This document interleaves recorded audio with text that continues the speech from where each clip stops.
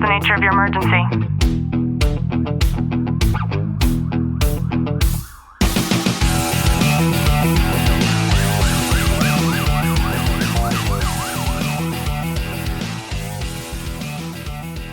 Welcome back to the Tactical Living Podcast. I'm your host, Ashlie Walton, joined by Sergeant Walton. And how are you? I'm good. The fire season is upon us. I know.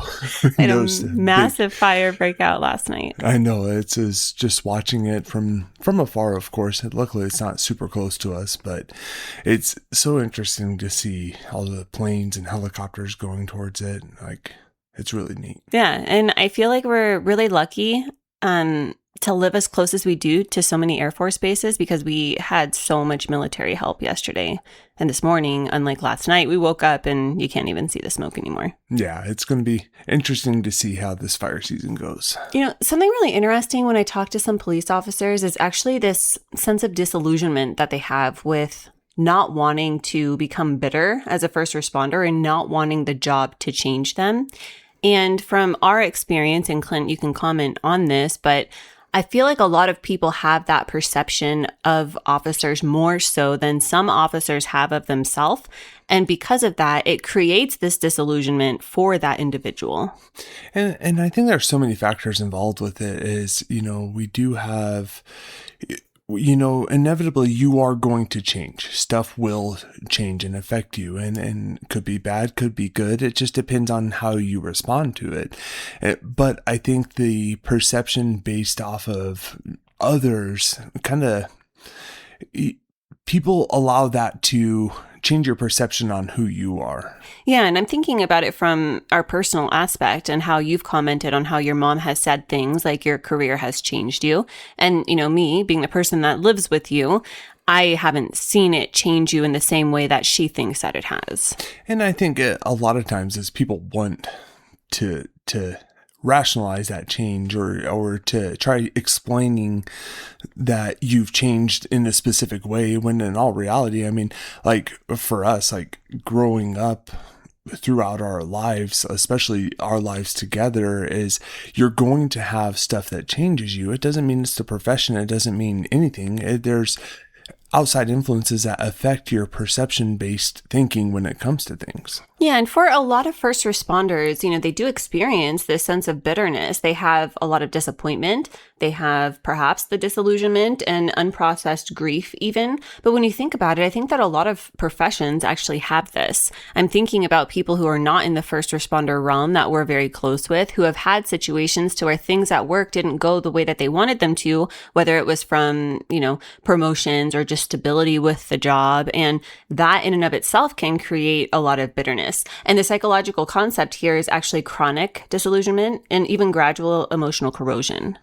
And I think it's like one of the, it's interesting when I start thinking of it, it's, you watch movie trailers and you're seeing this movie, you're getting excited more and more about it. And as time goes along, you're so excited to see this movie. And then you watch it and it doesn't hold up to what your expectation was on it.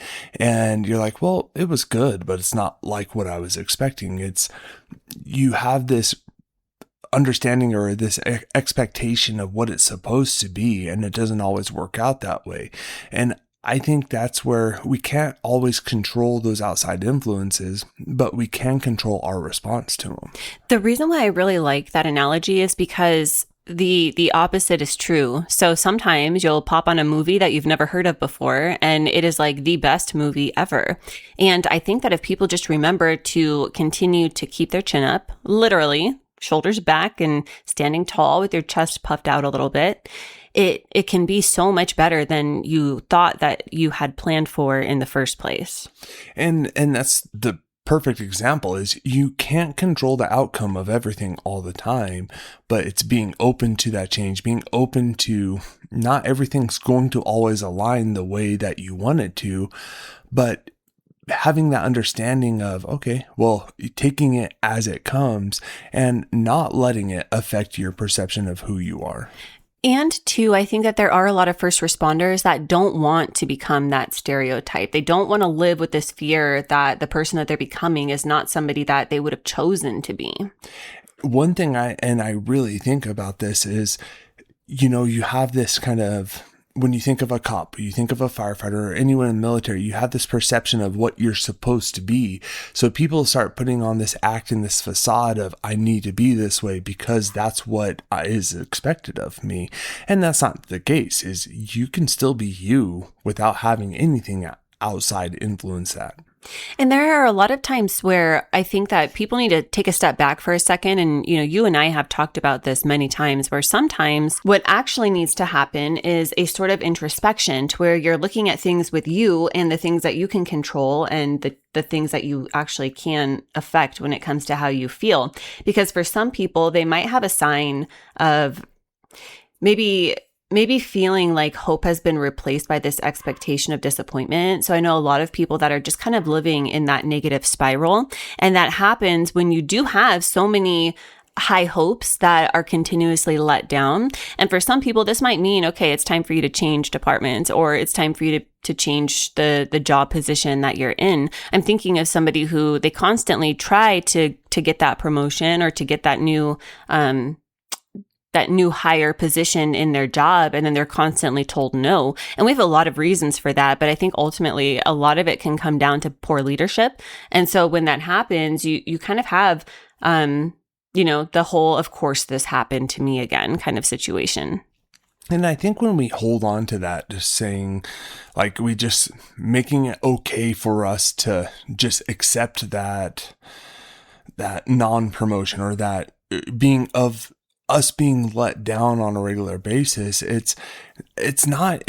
you see people giving up on it, and that's where you should dig your heels in even more. It's like, okay, how can I change my response to it to get it to the point of where I can achieve this for myself? Like, I look at it as like, I tested for detective multiple times before I finally got it, and I could have weighed in and it was everybody else's fault, or I could have said, okay, let me change my approach and how I'm going to do it. Yeah. And for a lot of people, they actually do the opposite because they feel like caring actually feels like they're just setting themselves up for another loss.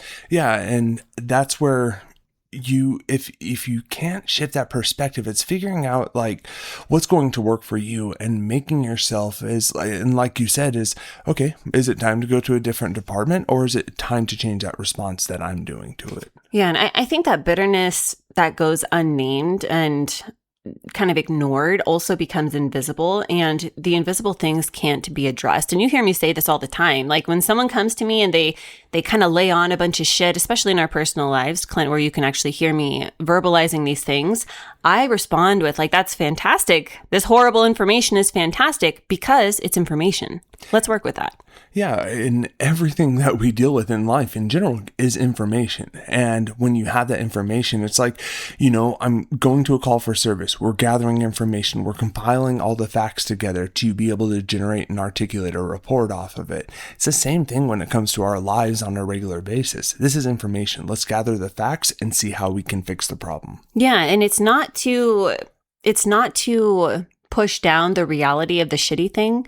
But I'm thinking about somebody recently who was talking about some issues with their wife, and the whole time that they're talking, in my mind, I'm like, wow, information, got that, check, noted. Like that's great, because a lot of people, they aren't to the place yet to where they can actually name the thing, and a lot of the times it's that sucky thing. And for me, like that's fantastic, because you've already gotten to the most difficult place that a lot of people strive to be able to actually get to. And so when you're there, then you can go ahead and then create a path forward.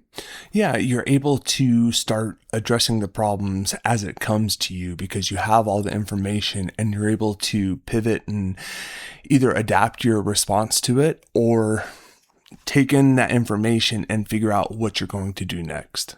Yeah, and I like that too, because people don't realize that you now have opened yourself up to the ability to have options, right? If we are constantly lying to ourselves and ignoring the problem, we're never going to get to that place of reason. And so when somebody comes to you and they literally are showing you everything on the plate, then you can decide which one of these do I want to eat and which isn't going into my mouth.